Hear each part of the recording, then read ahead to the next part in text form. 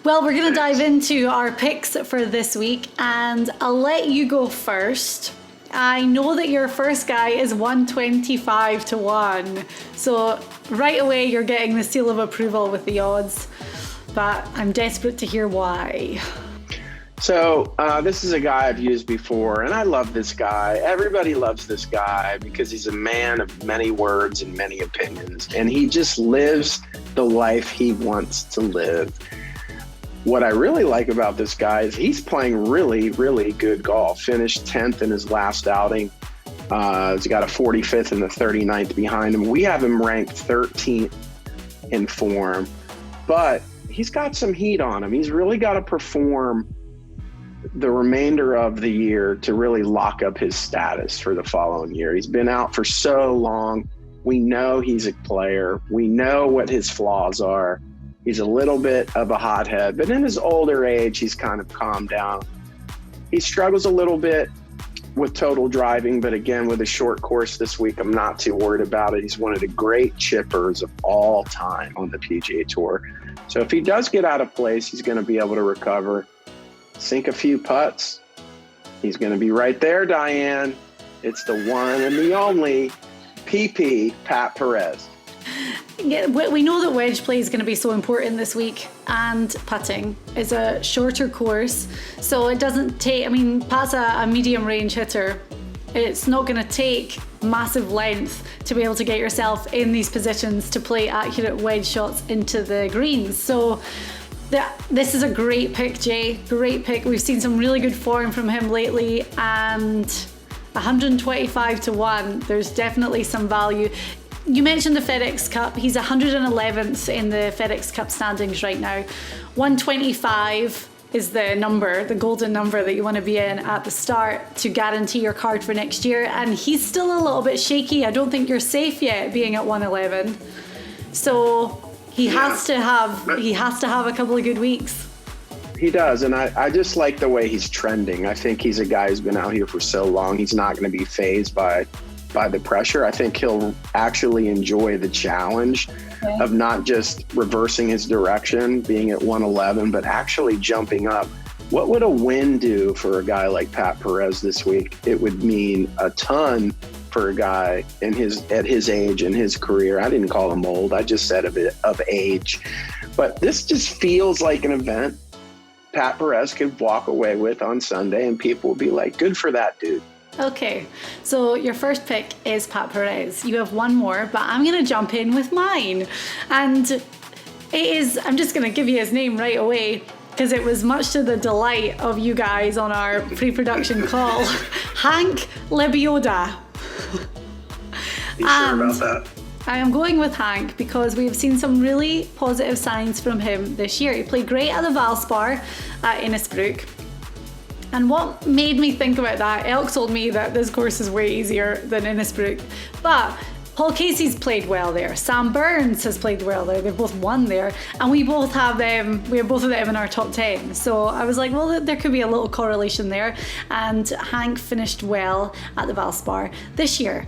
Also, he played well at the Byron Nelson just a few short weeks ago, and his numbers are pretty good. When you look at his proximity to the hole, he's 9th on the whole PGA Tour and 4th in scrambling. We know the proximity is going to be such a key stat this week, and at 150 to 1, I think there could be a little bit of value in Lebioda as a sleeper for the Travelers. Hey, you got me. I just like the way you say his name, so I'm going to go ahead and agree with you that this is a phenomenal pick, but say his name one more time. Hank Lebioda. Awesome. It sounds like he's on an animated series on Sunday nights. That's what his name sounds like, but I look forward to tracking him all week, and of course, fingers crossed for you. Okay, right. Our third final pick. I like how you said that. We're finally on a team. You and I are just like so my final dark horse pick is about as dark horse as you can get. This is a kid that has qualified through PGA Tour University. What? That's right, PGA Tour U. Wow. PGA Tour U is a great idea that was created by the tour. And I don't always pat them on the back, but on this one I will. It's for college seniors who were turning pro early, and now they're going to be able to stay. And if they're ranked in the top 5, they immediately qualify for Korn Ferry at the end of the season, which is a great idea. It allows them to kind of ease their way in to the Korn Ferry Tour. They'll have about 8 or 9 events to be able to accumulate points to go ahead and get their Korn Ferry card, or if they perform, to qualify for their PGA Tour card. So it's this great avenue for really good young players at the top of the college programs to come play professional golf. So Austin Eckroat is my pick this week. I can't even say his name right. Now, why did I look at him? Because I'm like looking at his name at the bottom of the chart, and there's not one statistic available for this dude except for his finishes. So I start looking at his finishes. T13 on Korn Ferry last week. The week before was a solo 7th. Okay. He did play at Valero this year and missed the cut. I'm not worried about it. So what's this dude's background? Oklahoma State. That's already a plus. Tight with Matthew Wolff. I already like that fact. Lives with Victor Hovland in his house when Victor's not there. So he's been around elite young players that we've seen that come out on tour, not just ready to compete, but ready to win. Okay. This is a guy who's ready to compete and might be ready to win.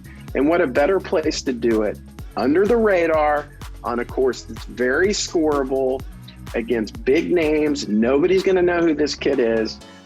My second dark horse pick, including me. I don't know who the hell he is, but I'm going to pick him anyway. Austin Eckroat. Welcome to the PGA Tour, my friend. And because, looking at the odds, we've got guys that are up there at like 350 to 1. He is 160 to 1. So you're not alone in your reasoning here. Yeah, I like it. Sharks, Diane, we always say the Sharks know, and the Sharks are onto this kid early. Okay, well, we have got Pat Perez, Hank Lebioda, and Austin Eckroat as our dark horse picks this week. I like it.